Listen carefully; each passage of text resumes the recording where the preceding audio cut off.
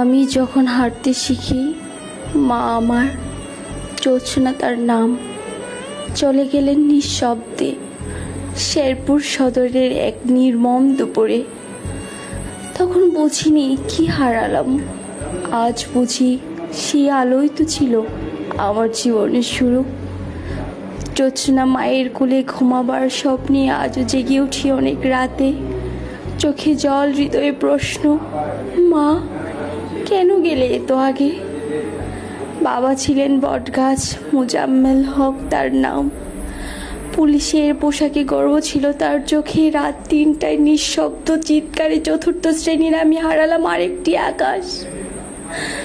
বাবা, তুমি বুঝে গেলে সময়ের শাসন। আমার পৃথিবী তখন ভেঙে পড়ল নিঃশব্দ ধ্বংসে।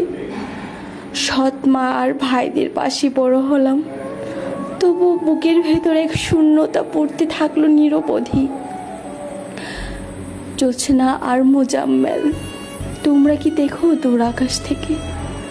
তোমাদের মেয়ে আজও হাঁটে স্মৃতির গলিতে, তোমাদের নাম ধরে হাসে বাঁচে এই শহরের ভিড়ে, তোমাদেরই খোঁজে।